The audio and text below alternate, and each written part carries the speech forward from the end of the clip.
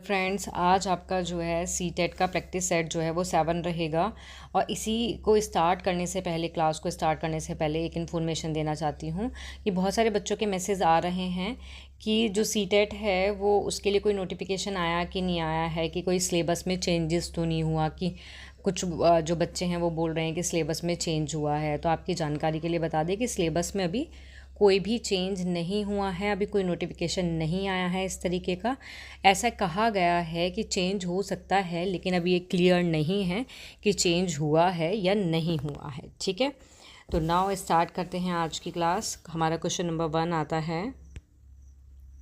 Question number 1 is आता है हमारा कि छात्र के अवांछित व्यवहार के संशोधन के हेतु सबसे जो प्रभावी विधि होती है वो क्या होती है। फर्स्ट ऑप्शन आता है हमारा, फर्स्ट ऑप्शन इज़ आता है कि छात्र को दंडित करना। सेकंड ऑप्शन आता है छात्र को नज़रअंदाज करना।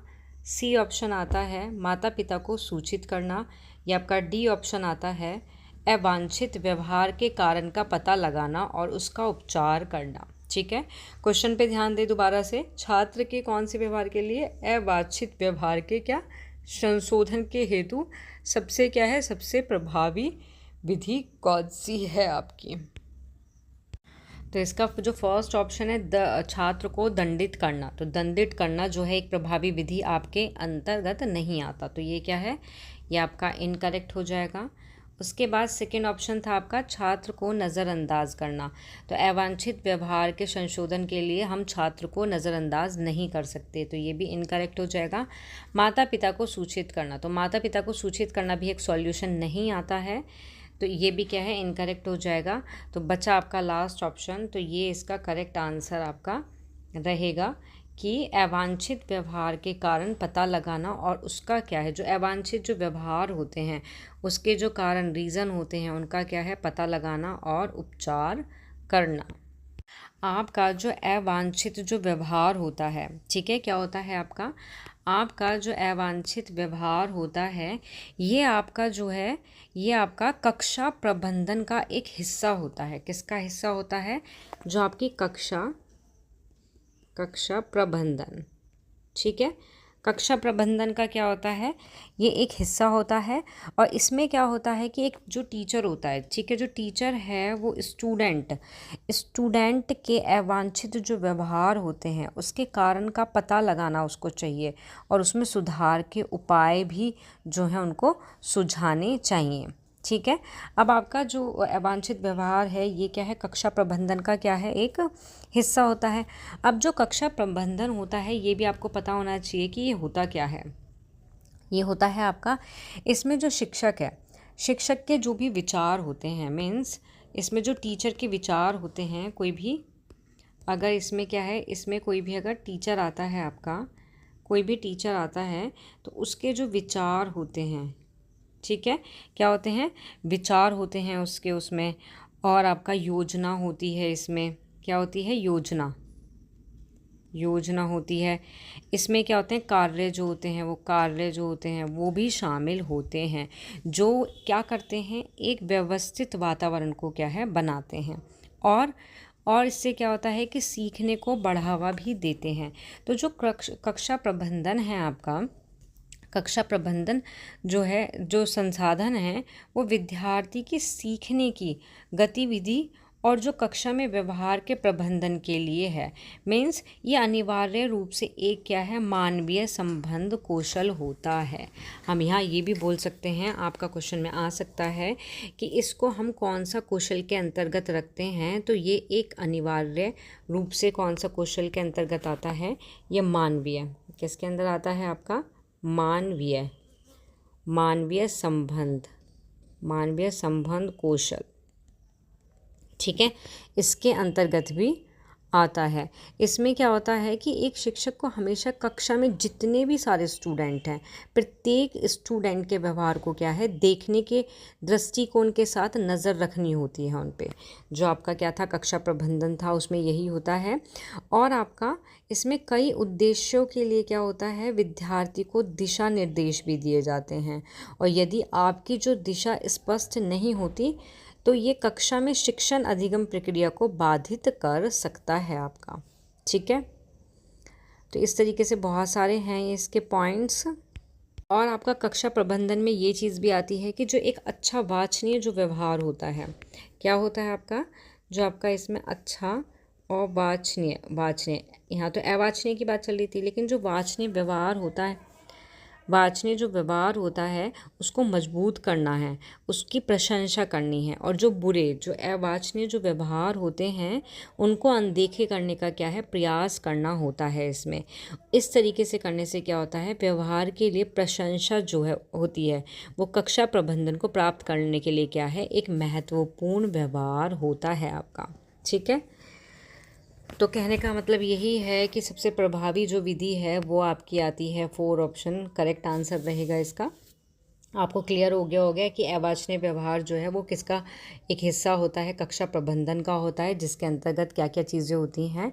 आप सभी पॉइंट्स को जो मैं बोलती रहती हूँ, क्योंकि मैं सारी चीज़ इसके अंदर नहीं लिखती, ओरली ज़्यादा मैं एक्सप्लेन करती हूँ लिखने के साथ साथ, तो आप उसको नोट कर सकते हैं ताकि आपको इन फ्यूचर ऐसा ना हो एग्ज़ाम टाइम में अगर आप वीडियो को देखते हैं तो सिर्फ क्वेश्चन टू आंसर ही आप जल्दी जल्दी देखें। आपको मीनिंग अगर आप कॉपी में लिख के रखोगे तो आपको बहुत इजी पड़ेगा। ठीक है, नेक्स्ट क्वेश्चन आता है हमारा, सेकेंड नंबर का क्वेश्चन आता है। सेकेंड नंबर का क्वेश्चन इज़ कि निम्न में से कौन सा कथन पाठ्यक्रम के लिए मान्य नहीं है। बात हो रही है किसकी, पाठ्यक्रम की, कि पाठ्यक्रम के लिए क्या है, मान्य नहीं है। फर्स्ट ऑप्शन आता है, भारत में विभिन्न स्तर पर शिक्षा के लिए दृष्टि प्रदान करता है। सेकेंड ऑप्शन आता है इसमें कि राष्ट्रीय पाठचर्या की रूपरेखा से विकसित होता है, या फिर इसमें पाठ्यक्रम, पाठ्यपुस्तक, शिक्षा शास्त्र, विधि शामिल की हैं, या डी ऑप्शन आता है, ये विद्यालय के उद्देश्य को लागू करने के लिए डिज़ाइन की गई नियोजित गतिविधि का एक क्या होता है, समूह होता है। तो करेक्ट आंसर इसका क्या होगा, गैस करो। पाठ्यक्रम के लिए मान्य नहीं है, पाठ्यक्रम से रिलेटेड आपका प्रश्न आया है, तो इसका करेक्ट आंसर क्या होगा, तो इसका करेक्ट आंसर होगा आपका ए ऑप्शन। क्या होगा, ए ऑप्शन रहेगा कि भारत में विभिन्न स्तर पर शिक्षा के लिए दृष्टि प्रदान करता है, तो ये पाठ्यक्रम के लिए मान्य नहीं है। तो ये क्या, ये पाठ्यक्रम के लिए मान्य नहीं है। क्यों, क्योंकि जो एनसीएफ है आपका, क्या है, जो आपका एनसीएफ जो पाठ्यक्रम है, एनसीएफ जो पाठ्यक्रम है, पाठ्यक्रम के जो एनसीएफ है वो पाठ्यक्रम के लिए मान्य है और भारत में शिक्षा प्रणाली के लिए एक महत्वपूर्ण भी क्या है, दस्तावेज है। ठीक है, तो आपका जो एनसीएफ पाठ्यक्रम है ये मान्य है आपका। क्यों, क्योंकि भारत में शिक्षा प्रणाली के ये एक महत्वपूर्ण क्या है, एक महत्वपूर्ण दस्तावेज होता है। जो आपका एनसीएफ है इसमें क्या होता है कि एनसीएफ में राष्ट्रीय शिक्षा नीति, आपका जो आपका क्या है, एनसीएफ है, तो आपकी जो राष्ट्रीय शिक्षा नीति क्या है आपकी राष्ट्रीय शिक्षा नीति एनईपी 2020 के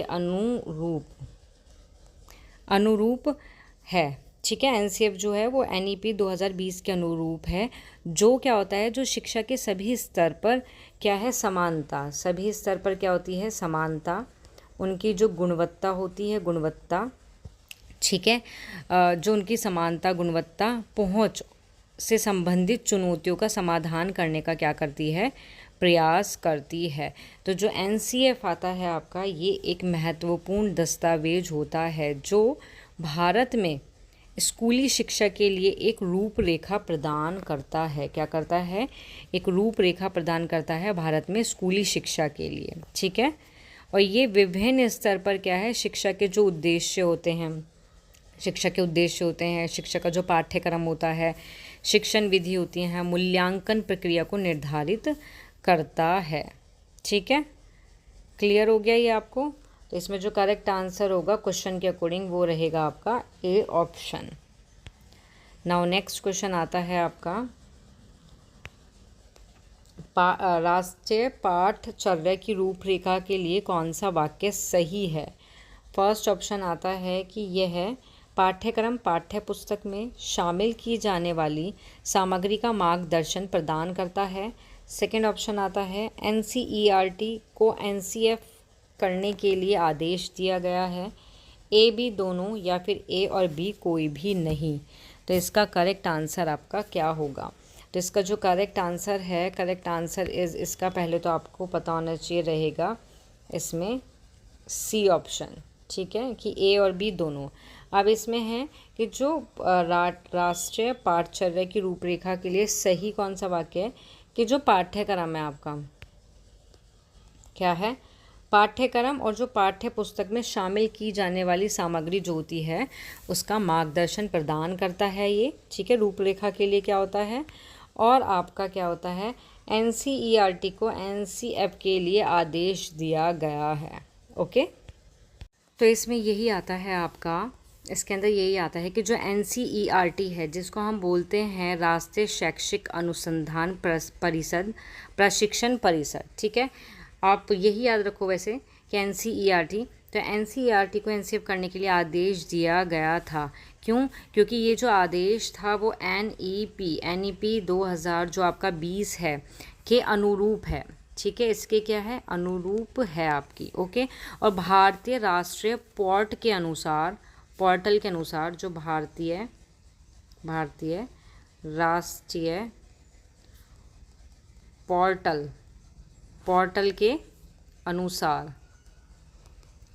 के अनुसार आपका क्या था कि जो एनसीएफ शिक्षा प्रणाली के लिए एक मार्गदर्शक दस्तावेज है जो क्या करता है, पाठ्यक्रम विकास, पाठ्य पुस्तक सामग्री और शिक्षण विधि को क्या करती है, आपकी निर्धारित करती है, ठीक है। नेक्स्ट क्वेश्चन आता है आपका, नेक्स्ट क्वेश्चन इज कि समावेशी शिक्षा को बढ़ाने के लिए निम्न में से कौन सा महत्वपूर्ण नहीं है। क्वेश्चन पे ध्यान देना, नहीं है पूछा है। फर्स्ट ऑप्शन आता है कि शिक्षक की सामाजिक आर्थिक स्थिति। सेकंड ऑप्शन आता है शिक्षक का सकारात्मक रवैया। सी ऑप्शन आता है कि शिक्षक का विश्वास कि सभी बच्चे एक साथ सीख सकते हैं, या फिर डी ऑप्शन आता है कि ये सभी। तो करेक्ट आंसर क्या होगा, समावेशी शिक्षा को बढ़ावा देने के लिए महत्वपूर्ण नहीं है। तो इसका करेक्ट आंसर क्या होगा आपका, गैस करो इसका क्या होना चाहिए। अगर आपने समावेशी शिक्षा, इंक्लूसिव एजुकेशन को अगर आपने पढ़ा हुआ है तो आप इसका करेक्ट आंसर बिल्कुल 1 सेकेंड में बता सकते हो। तो इसका अगर हम सेकेंड ऑप्शन की बात करते हैं तो शिक्षक का सकारात्मक पॉजिटिव रवैया, जो पॉजिटिव रवैया होता है, पॉजिटिव बिहेवियर होता है, वो समावेशी शिक्षा को क्या है, बढ़ावा देता है, ठीक है।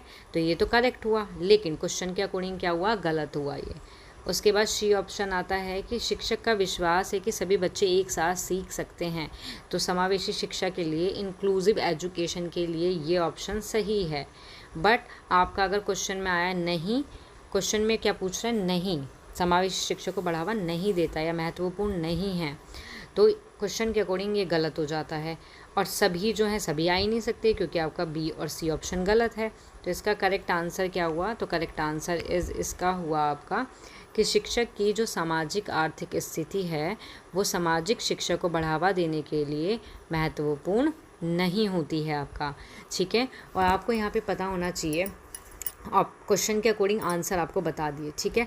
अब आपको ये पता है कि समावेशी शिक्षा होती क्या है, क्योंकि बहुत सारे बच्चे ऐसे हैं कि जिनको यही नहीं पता होगा कि समावेशी, इंक्लूसिव एजुकेशन होता क्या है। तो अगर आपको ये चीज़ पता है कि इंक्लूसिव एजुकेशन होता क्या है तो आप करेक्ट आंसर लगा सकते हो, और नहीं तो फिर क्या है, तुक्का ही मारते रह जाओगे भाई। तो चलो समावेशी शिक्षा के बारे में थोड़ा सा पढ़ते हैं कि वो होता क्या है। तो यहाँ देखो, समावेशी जो शिक्षा होती है, समावेशी शिक्षा जिसे समावेशन भी कहा जाता है, क्या कहा जाता है, समावेशन भी कहा जाता है, वह शिक्षा जिसमें सभी लोग शामिल होते हैं, ठीक है। इसमें सभी लोग जो होते हैं, सभी स्टूडेंट, छात्र, बालक जो होते हैं शामिल होते हैं, जिसमें क्या होता है, गैर विकलांग और विकलांग लोग मुख्य धारा के स्कूल, कॉलेज और विश्वविद्यालय में एक साथ शिक्षा को क्या करते हैं, ग्रहण करते हैं। तो कहने का मतलब ये है कि कोई सी भी सोसाइटी से हो, उसकी कैसी भी आर्थिक अवस्था हो, कुछ भी हो, समावेशी शिक्षा का मतलब है कि शिक्षा को एक साथ स्कूल के अंदर ग्रहण करना, साथ में बैठ के क्लियर। अब आपके इसके पॉइंट्स और भी हैं, थोड़ा और डिटेल में अगर हम जानना चाहेंगे तो इसका देखो फर्स्ट पॉइंट आता है आपका, फर्स्ट पॉइंट इसका आता है कि समावेशी शिक्षा में फर्स्ट पॉइंट आता है इसमें कि सभी छात्रों को एक ही कक्षा में शिक्षा देना। फर्स्ट पॉइंट में क्या आता है, समावेशी शिक्षा में क्या होता है, जो विकलांग और गैर विकलांग छात्र होते हैं, विभिन्न पृष्ठभूमि से होते हैं या विभिन्न क्षमता वाले जो छात्र होते हैं, सभी एक साथ एक ही कक्षा में क्या है पढ़ सकते हैं आपका। ठीक है, ये होता है इंक्लूसिव एजुकेशन के अंदर, समावेशी शिक्षा के अंतर्गत आता है। उसके बाद आता है आपका नेक्स्ट पॉइंट आता है आपका, नेक्स्ट पॉइंट आता है समान अवसर। मतलब समावेशी शिक्षा का जो उद्देश्य होता है ये सुनिश्चित करना होता है कि प्रत्येक छात्र को सीखने के समान अवसर मिले। अवसर कैसे मिलने चाहिए, समान मिलने चाहिए सीखने के प्रत्येक छात्र को। ओके, चाहे उनकी व्यक्तिगत ज़रूरतें कुछ भी हों, उनकी व्यक्तिगत ज़रूरत कुछ भी हो, लेकिन हर एक प्रत्येक बच्चे को क्या है समान अवसर दिया जाना चाहिए। नेक्स्ट आता है इसमें, नेक्स्ट पॉइंट आता है विभिन्न आवश्यकता को पूरा करना। कि समावेशी शिक्षा में क्या होता है, छात्रों की व्यक्तिगत आवश्यकता को पूरा करने के लिए विभिन्न शिक्षण विधि, सामग्री और सहायता का क्या है उपयोग किया जाता है इसमें। ठीक है, कि उनकी क्या आवश्यकता है तो उसको पूरा करने के लिए क्या है, शिक्षण विधि हमें कैसी रखनी है, हमें सामग्री कौन सी यूज़ करनी है, इन सब सहायताओं का क्या है उपयोग किया जाता है। ठीक है, उसके बाद मोस्ट इम्पोर्टेंट पॉइंट आता है यहाँ पे आपका कि भेदभाव को दूर करना। समावेशी शिक्षा जो है इसका उद्देश्य ये भी होता है कि शिक्षा में सभी प्रकार के भेदभाव को दूर करना, ताकि सभी छात्रों को समान रूप से समान महत्व दिया जा सके आपका। ठीक है, और नेक्स्ट पॉइंट आता है इसमें, नेक्स्ट आता है इसमें कि सामाजिक न्याय। मतलब कि आपका कि समावेशी शिक्षा जो है वो सामाजिक न्याय का एक महत्वपूर्ण क्या है पहलू होती है। क्यों? क्योंकि ये सुनिश्चित करती है वो कि सभी छात्रों को शिक्षा के माध्यम से समान अवसर मिलें और समाज में भी, जो समाज होता है उसमें भी समान रूप से भाग ले सके प्रत्येक बच्चा, प्रत्येक व्यक्ति, प्रत्येक आपका बालक। ठीक है, और ये जो आपकी समावेशी शिक्षा होती है इसका जो लाभ होता है, वो ऐसा नहीं है कि केवल छात्रों को ही मिल रहा है, ऐसा नहीं होता। इसका मतलब कि केवल छात्रों को ही लाभ मिलता है, बल्कि समावेशी शिक्षा से क्या होता है कि जो टीचर होते हैं, जो समाज को, इसमें टीचर और जो समाज होते हैं उसको भी मिलता है। कैसे? कि ये छात्रों को एक दूसरे से सीखने, एक दूसरे का सम्मान करने और एक दूसरे के साथ मिलकर काम करने में क्या है हेल्प करता है, मदद करता है। और ये शिक्षक को विभिन्न प्रकार के छात्रों को पढ़ाने और उनकी व्यक्तिगत आवश्यकता को पूरा करने के लिए कौशल विकसित करने में भी क्या करता है, हेल्प करता है आपका। तो मेरे को लगता है कि आई थिंक आपको समावेशी शिक्षा, इंक्लूसिव एजुकेशन जो है क्लियर हो गया होगा इस चीज़ से, है ना। और अगर नहीं भी हुआ है तो कमेंट बॉक्स में लिखना, मैं और कोशिश करूँगी कि आपको और अच्छे से इसको क्लियर कर सकूँ। ठीक है, तो हमारा नेक्स्ट क्वेश्चन आता है, नेक्स्ट क्वेश्चन आता है हमारा कि इन सभी को छोड़कर UDL सिद्धांत है आपका। तो इसका फर्स्ट ऑप्शन आता है आपका काम करने के लिए कई साधन, सेकंड ऑप्शन आता है व्यवहार प्रबंधन के कई साधन, सी ऑप्शन आता है प्रस्तुति के कई साधन, या फिर डी ऑप्शन आता है अभिव्यक्ति के कई साधन। तो इसका करेक्ट आंसर क्या होगा आपका? तो इसका जो करेक्ट आंसर होगा, करेक्ट आंसर इसका होगा आपका कि व्यवहार प्रबंधन के कई साधन। कि इन सभी को छोड़कर UDL सिद्धांत है, मीन्स काम करने के लिए कई साधन, तो ये इसका करेक्ट आंसर नहीं है। इसको छोड़ के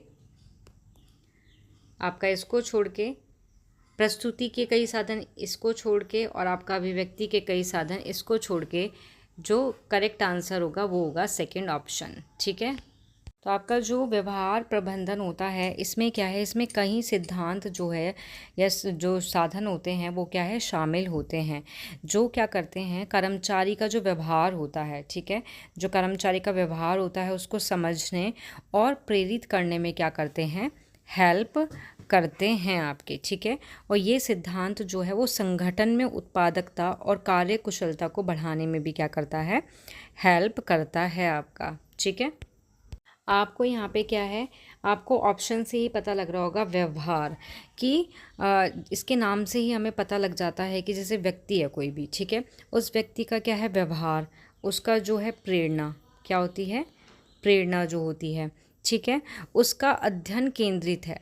मीन्स खासकर जो कार्यस्थल होते हैं इसका उद्देश्य ये समझना होता है कि लोग कैसे सोचते हैं। मेन पॉइंट यहाँ आता है इसका कि जो लोग बाग हैं, जो लोग हैं, कौन होते हैं आपके, जो लोग होते हैं, जो लोग होते हैं वो कैसे सोचते हैं, कैसे सोचते हैं, ठीक है। तो ये इसके अंतर्गत आता है।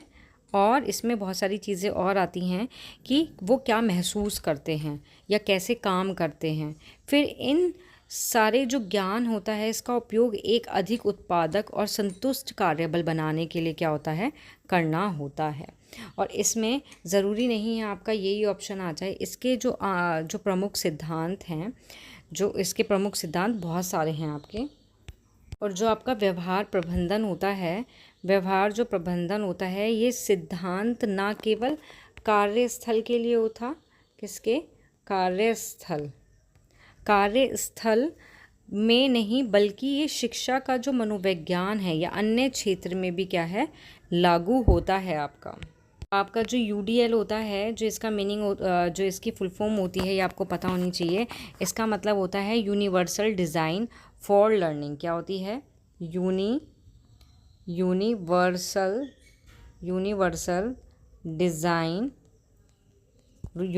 डिज़ाइन फॉर लर्निंग, ठीक है। ये होती है जो एक ऐसा शैक्षणिक ढांचा होती है जो सभी छात्र को, विशेष रूप से जो विकलांग छात्रों को क्या है, सीखने के समान अवसर प्रदान करने पर क्या है, केंद्रित होती है। और इसका जो लक्ष्य होता है वो होता है शिक्षण में मूल्यांकन या फिर अधिक लचीले तरीके को अपनाकर सभी छात्रों के लिए सीखने के अनुभव को बेहतर बनाना होता है। और जो ये UDL है इसके क्या है, 3 मुख्य सिद्धांत पर ये आधारित होता है। इसके 3 सिद्धांत हैं। क्वेश्चन में आ सकता है आपको 3 सिद्धांत दे दें और एक दूसरा दे दें और पूछे इसका कौन सा सिद्धांत नहीं है, तो 4th ऑप्शन आ जाएगा। अगर पूछें 3 ऑप्शन अलग दे दें और एक ऑप्शन दे दें इसी का सिद्धांत का नाम, क्योंकि इसके जो 3 सिद्धांत हैं उनका नाम दे दें, तो आप करेक्ट आंसर में वो ऑप्शन लगा दोगे। तो आपको पता होना चाहिए UDL जो है, UDL 3 मुख्य सिद्धांत पर आधारित है। तो वो कौन कौन से सिद्धांत आते हैं आपके, जिसमें हमारा फर्स्ट आता है जुड़ाव। क्या आता है, फर्स्ट आता है जुड़ाव आता है, जिसको हम बोलते हैं एंगेजमेंट, जिसको हम क्या कहते हैं, एंगेजमेंट कहते हैं। इसमें क्या होता है, ये सिद्धांत जो है वो छात्रों को सीखने में प्रेरित और रुचि रखने पर केंद्रित करता है। क्या, कि बच्चों का जो रुचि होती है उसको, और जो सीखने में प्रेरित,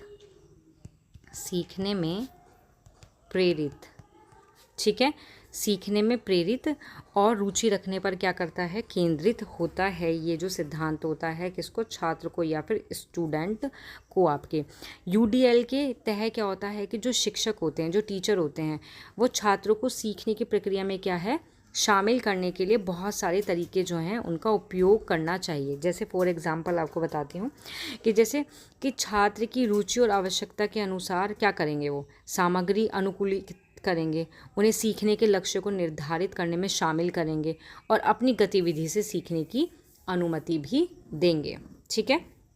इसी तरीके से सेकंड पॉइंट आता है इसमें। सेकंड पॉइंट जो सेकंड सिद्धांत है इसका, वो आता है क्रिया और अभिव्यक्ति। क्या आता है, क्रिया व अभिव्यक्ति, जिसको हम बोलते हैं एक्शन एंड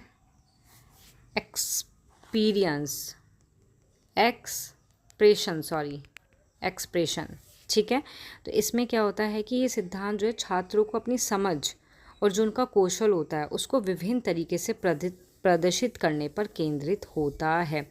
इसमें टीचर यूडीएल के तहत क्या करता है कि छात्रों को अपनी समझ को प्रदर्शित करने के लिए बहुत सारे विकल्प जो होते हैं उनको प्रदान करने चाहिए। जैसे फॉर एग्जांपल हो गया आपका लेखन, हो गया आपका, ठीक है, क्या हो गया, लेखन हो गया आपका, इसमें भाषा हो गई, ओके, क्या हो गई, सॉरी, भाषण, भाषण हो गया, इसमें आपकी कला हो गई, ये सारी चीज़ें इसके अंतर्गत आती हैं। और नेक्स्ट और लास्ट आता है इसका जो तीसरा सिद्धांत है वो आता है प्रतिनिधित्व, प्रतिनिधित्व, ठीक है, जिसको हम बोलते हैं रिप्रेजेंटेशन। क्या बोलते हैं, रिप्रेजेंटेशन जिसको हम कहते हैं। तो इसमें क्या होता है कि छात्रों को जानकारी को समझने और संसाधित करने के लिए जो तरीके होते हैं उस पर ये केंद्रित होती है आपकी, ठीक है। तो आपको ये तीनों पॉइंट्स पता लग गए। तो आप क्वेश्चन देखो किस तरीके का बनता है। जो मैं कह रही थी आपको, क्या है, क्वेश्चन दे दिया यूडीएल जो है इसका सिद्धांत कौन सा नहीं है, 1 2 3। तो मैंने तीनों आपको ऑप्शन बताए अभी, जिसमें मैंने बताया जुड़ाव बताया, ठीक है, प्रतिनिधित्व बताया, प्रतिनिधित्व, और आपका 4 ऑप्शन हो गया आपका क्रिया और अभिव्यक्ति, ठीक है। तो क्वेश्चन में पूछ लेगा कि यूडीएल जो है ये सिद्धांत किसके अंतर्गत, और 4 ऑप्शन में कह देगा कोई नहीं, या कोई भी ऑप्शन रख देगा कोई नहीं। तो यूडीएल जो है कि इस यूडीएल के सिद्धांत कौन सा नहीं है, ऐसे आ जाएगा। तो ये भी है भाई, ये भी है, ये भी है, जिसका ऑप्शन ये वाला चूज़ हो जाएगा आपका, जो 4 ऑप्शन होगा, ठीक है। तो इस तरीके के आपके क्वेश्चन आते हैं एग्ज़ाम में। नाउ नेक्स्ट क्वेश्चन आता है, नेक्स्ट क्वेश्चन आता है आपका इसके अंदर कि समान विकलांगता, क्या चीज़ आपकी, समान विकलांगता वाले 2 बच्चे। फर्स्ट ऑप्शन आता है कक्षा में शिक्षक द्वारा हस्तक्षेप की आवश्यकता नहीं होगी। बी ऑप्शन, हमेशा कक्षा में शिक्षक द्वारा समान हस्तक्षेप की आवश्यकता होगी। सी ऑप्शन, कक्षा में शिक्षक द्वारा विभिन्न हस्तक्षेप की आवश्यकता हो सकती है। या डी ऑप्शन, ये सभी। तो करेक्ट आंसर क्या होगा, समान विकलांगता वाले 2 बच्चे। तो इसमें जो करेक्ट आंसर होगा, करेक्ट आंसर इसका होगा आपका सी ऑप्शन, ठीक है। क्या होगा, क्योंकि मोस्टली लोग क्या करते हैं, आप एक चीज़ इसमें नोट करना, मोस्टली लोग क्या करते हैं, सभी देखा तो वो क्या करते हैं कि मोस्टली सभी वाला जो क्वेश्चन होता है, जो ऑप्शन होता है वो करेक्ट होता है, लेकिन ऐसा ज़रूरी नहीं है कि सभी वाला जो ऑप्शन है वो करेक्ट रहे।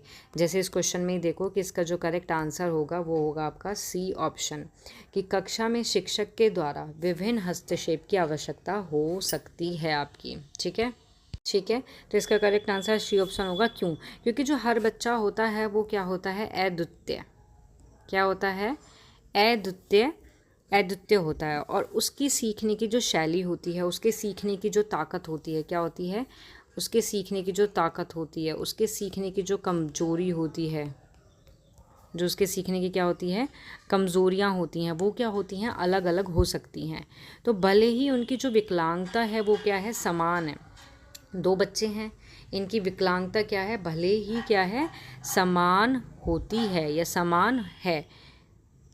तो आपका बेशक समान हो, इसलिए एक शिक्षक को प्रत्येक बच्चे की विशिष्ट जो आवश्यकता है उसको समझना चाहिए और उसके अनुसार हस्तक्षेप प्रदान करने की उनको क्या होनी चाहिए, आवश्यकता होती है। फॉर एग्ज़ाम्पल आपको देखो, एक एग्ज़ाम्पल बताती हूँ इसमें, कि एक एग्ज़ाम्पल है इसमें आपका, एक एग्ज़ाम्पल आता है कि 2 बच्चे क्या हैं, दृष्टिबाधित हैं, मीन्स 2 बच्चे हैं वो क्या है, दृष्टिबाधित है। कैसे हैं वो, क्या है वो, दृष्टिबाधित, ठीक है। कैसे हैं बच्चे, दोनों के दोनों दृष्टिबाधित हैं, तो उन्हें अलग प्रकार की सहायता की आवश्यकता हो सकती है। एक बच्चा ब्रेल लिपि से सकता है, जबकि दूसरे को बड़े प्रिंट या ऑडियो पुस्तकों की आवश्यकता हो सकती है।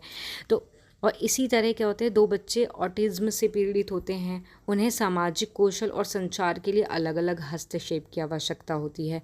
तो कहने का मतलब यही है कि बेशक वो समान विकलांगता वाले बच्चे हों, लेकिन क्या है, उनको अलग अलग प्रकार की सहायता की आवश्यकता हो सकती है आपकी, ठीक है। और इसमें जो आपका ऑप्शन है फर्स्ट ऑप्शन है कि कक्षा में शिक्षक के द्वारा हस्तक्षेप नहीं होगा या नहीं करना चाहिए। तो भाई करना तो चाहिए, ऐसे थोड़ी ना है कि बच्चा कुछ भी करे जा रहा है और तुम हस्तक्षेप नहीं कर रहे। और बी ऑप्शन आता है हमेशा। ऐसा भी नहीं है कि भाई हमेशा जो स्टूडेंट है उसके सिर पर ही खड़े रहो, हमेशा हस्तक्षेप ही करते रहो। तो इसमें यही है आपका जो आपका सी ऑप्शन, कि कक्षा में शिक्षक के द्वारा विभिन्न हस्तक्षेप की आवश्यकता हो सकती है। ठीक है, नेक्स्ट क्वेश्चन आता है आपका। नेक्स्ट क्वेश्चन इज कि निम्न में से कौन सा वाक्य सही है आपका।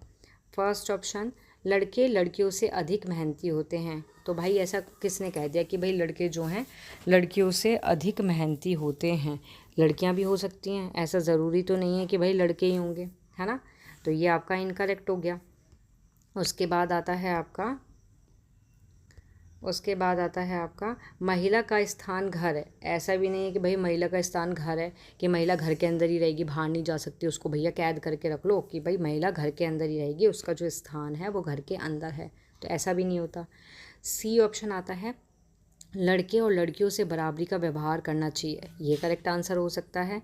लेकिन हम 4 ऑप्शन पे आते हैं पहले, कि डी ऑप्शन आता है, लड़कियों को स्कूल नहीं भेजना चाहिए, वो शादी के लिए बनी हैं। तो भाई ये भी इनकरेक्ट होगा आपका। ऐसा नहीं है कि लड़कियों को स्कूल नहीं भेजना चाहिए। आजकल की जो आधुनिक शिक्षा है उसमें लड़के और लड़कियों को समान अवसर दिए जाते हैं शिक्षा के लिए, समान स्कूल में समान शिक्षा दी जाती है। ऐसा नहीं है कि भाई लड़कियों से घर के काम करा रहे हैं या उनकी शादी करा के उनको भेज दिया और बॉयज़ों को पढ़ा रहे हैं। तो ऐसा नहीं है। तो इन ऑप्शंस के अकॉर्डिंग इसका जो करेक्ट आंसर होगा, correct answer is C option रहेगा, कि जो लड़के और लड़कियों से बराबरी का व्यवहार उनके साथ क्या है, करना चाहिए। बहुत इजी क्वेश्चन था, आप कर सकते हो। और अगर ये भी नहीं कर सकते तो मेरे को नहीं लगता कि आपकी सीटेट की तैयारी सही चल रही है। ठीक है, नेक्स्ट क्वेश्चन आता है आपका। नेक्स्ट क्वेश्चन आता है आपका कि निम्न में से कौन सा वाक्य सही है। फर्स्ट, लड़के लड़कियों से अधिक मेहनती होते हैं। सॉरी, ये वाला तो क्वेश्चन हो गया। नेक्स्ट क्वेश्चन आता है आपका, जेंडर से है आपका, कि जेंडर के बारे में निम्न में क्या सही नहीं है। फर्स्ट ऑप्शन, जेंडर एक सामाजिक संरचना है। बी ऑप्शन, जेंडर केवल शरीर की बनावट से निर्धारित नहीं होता। सी ऑप्शन, जेंडर समय के साथ बदल सकता है। या फिर डी ऑप्शन, इनमें से कोई नहीं। तो इसका करेक्ट आंसर आपका क्या होगा, बताइए क्या होना चाहिए इसका करेक्ट आंसर। तो इसका जो करेक्ट आंसर होगा वो होगा आपका कि जो जेंडर है वो एक सामाजिक संरचना है। ये क्या है, सही नहीं है। सॉरी, क्वेश्चन आपका गलत हो गया प्रिंट। तो आपका यहाँ पे आएगा क्वेश्चन में कि जेंडर के बारे में निम्न में क्या सही है, कौन सा कथन सही है। और यहाँ आएगा इनमें से सभी। ठीक है, तो जेंडर के बारे में निम्न में से क्या सही है। जेंडर एक सामाजिक संरचना है, तो यस, कि जो जेंडर होता है वो एक सामाजिक संरचना होती है। जेंडर केवल शरीर की बनावट से निर्धारित नहीं होता, तो नहीं भाई, ऐसा ज़रूरी नहीं है कि वो शरीर की बनावट से ही निर्धारित हो। सी ऑप्शन, जेंडर समय के साथ बदलता है, तो यस, समय के साथ बदलता है। इनमें से सभी, तो इसका करेक्ट आंसर होगा आपका ऑप्शन के अकॉर्डिंग कि इनमें से सभी। ठीक है, ठीक है, क्यों, क्योंकि जो आपका जेंडर होता है ये एक सामाजिक संरचना भी होती है आपकी। ठीक है, ये क्या है, एक सामाजिक संरचना भी होती है। कैसे, कि ये समाज के द्वारा जो निर्मित और जो सिखाया जाता है, ना कि जो प्राकृतिक रूप से तय है। ठीक है, समाज के जो लिंग होते हैं आधारित होते हैं, या संस्कृति होती है वो अलग अलग हो सकती है, लेकिन समय के साथ साथ क्या है, बदलती रहती है आपकी। ठीक है, इसी तरीके से आपका इसमें आता है कि जेंडर जो है वो आपका जेंडर जो है वो समय के साथ क्या है, बदल सकती है। ये एक सामान्य अनुभव होता है आपका, क्योंकि कुछ लोग के लिए क्या है, लिंग पहचान जो होती है वो जन्म के समय निर्धारित जो लिंग होता है उससे अलग हो सकती है। ठीक है, तो कहने का मतलब यहाँ यही रहेगा कि जो जेंडर के बारे में सारे पॉइंट्स जो हैं ये सही हैं, क्योंकि समय के साथ ये बदलता भी है, ये एक सामाजिक संरचना भी है और बनावट से निर्धारित नहीं होता है आपका। नेक्स्ट क्वेश्चन आता है आपका कि सतत और व्यापक आकलन के लिए आवश्यक है। सतत और व्यापक आकलन के लिए आपका आवश्यक है कि शिक्षण के साथ परीक्षणों को सुधारने के लिए बी ऑप्शन आता है शिक्षा बोर्ड की जवाबदेही को कम करने के लिए। सी ऑप्शन आता है अधिक बारंबार त्रुटि की तुलना में कम बारंबार त्रुटि को ठीक करने के लिए। या फिर डी ऑप्शन आता है यह समझने के लिए कि कैसे अधिगम को अवलोकन रिकॉर्ड व बेहतर बनाया जा सकता है आपका। तो इसका करेक्ट आंसर आपका होगा, करेक्ट आंसर इसका होगा आपका डी ऑप्शन।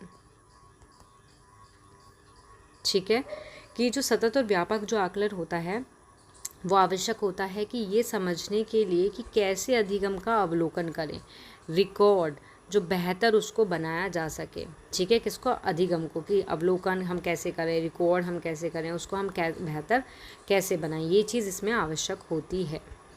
ओके, इसमें ये नहीं है कि शिक्षण के साथ परीक्षणों को सुधारने के लिए या जवाबदेही को कम करने के लिए या अधिगम बार बार त्रुटि तुलना में कम त्रुटि ठीक करने के लिए। तो करेक्ट आंसर इसका होगा आपका डी ऑप्शन।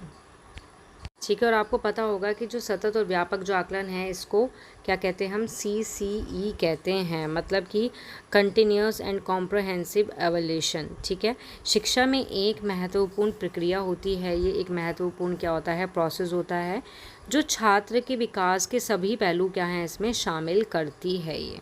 ठीक है, और निरंतर चलने वाली एक प्रक्रिया होती है जो सीखने और सिखाने और मूल्यांकन को साथ साथ क्या है?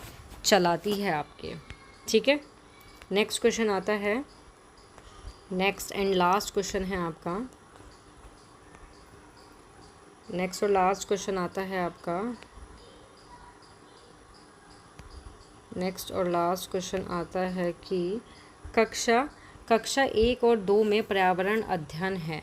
ऑप्शन फर्स्ट पढ़ना संभव नहीं है, सेकंड ऑप्शन भाषा व गणित के साथ पढ़ाया जाता है, आपका सी ऑप्शन अलग विषय के रूप में पढ़ाया जाता है, या फिर डी ऑप्शन किसी भी तरह से नहीं पढ़ाया जाता है। कक्षा 1 और 2 में पर्यावरण जो अध्ययन है आपका वो क्या है? इसमें करेक्ट आंसर होगा कि भाषा और गणित के साथ क्या है? पढ़ाया जाता है वो। इसमें क्या होता है कि कक्षा 1 और 2 में जो पर्यावरण अध्ययन है उसको एक अलग विषय के रूप में क्या है? पढ़ाया नहीं जाता है, इसमें भाषा और गणित के साथ ही पढ़ाया जाता है। इसका मतलब ये होता है कि पर्यावरण से संबंधित जो भी अवधारणाएं होती हैं उनको भाषा और गणित के माध्यम से पढ़ाया जाए। इसमें क्या है? एकीकृत दृष्टिकोण होता है। इसमें कैसा दृष्टिकोण होता है? एकीकृत। कैसा दृष्टिकोण होता है? इसमें एकीकृत दृष्टिकोण होता है, एकीकृत दृष्टिकोण। इसका मतलब समझोगे आप यहाँ पे कि एकीकृत दृष्टिकोण का क्या मतलब है? कि कक्षा 1 और 2 में पर्यावरण अध्ययन को भाषा और गणित के साथ एकीकृत किया गया है, जिससे क्या है? बच्चे अपने आसपास के वातावरण से संबंधित जितनी भी अवधारणाएं होती हैं उनको सीख सकते हैं ये। ठीक है, और आपका जो NCF 2005 है इसमें आपका ये जो रूपरेखा है NCF की, इसमें कक्षा 1 और 2 में पर्यावरण अध्ययन को भाषा और गणित के साथ एकीकृत करने की सिफारिश की गई थी। ठीक है, तो इसमें जो आपका ऑप्शन फर्स्ट आता है कि पढ़ना संभव नहीं है, तो ऐसा तो नहीं होता कि भाई एनवायरनमेंट है ये भी आपका एक इम्पोर्टेंट है तो इसको पढ़ना संभव नहीं है, तो ये आपका इनकरेक्ट होगा इसमें। और अलग अलग विषय के रूप में पढ़ाया जाता है, तो एक कक्षा क्या है आपकी छोटी हो जाती है, इसलिए अलग अलग विषय के रूप में इसको नहीं पढ़ाया जाता है, किसी भी तरह से नहीं पढ़ाया जाता है। तो ऐसा तो है ही नहीं कि भाई किसी भी तरह से नहीं पढ़ाया जाएगा इसको, बच्चों को थोड़ा नॉलेज में रखा जाता है। तो इसीलिए भाषा और गणित के साथ है इसको पढ़ाया जाता है आपका। ठीक है, तो ये हैं आपके 10 क्वेश्चन हैं प्रैक्टिस सेट के जो इम्पोर्टेंट हैं, सभी को मैंने एक्सप्लेन कर दिया है। अगर किसी को फिर भी कोई प्रॉब्लम आती है कि मेरे को ये समझ नहीं आ रहा है या इस क्वेश्चन में प्रॉब्लम है तो कमेंट बॉक्स में लिखना, उसकी प्रॉब्लम सॉल्व की जाएगी। नाउ मिलते हैं नेक्स्ट प्रैक्टिस सेट में, यहाँ आपकी क्लास होती है ओवर। जिसको भी वीडियो पसंद आए वो इसको लाइक शेयर सब्सक्राइब करना ना भूले। Thank you.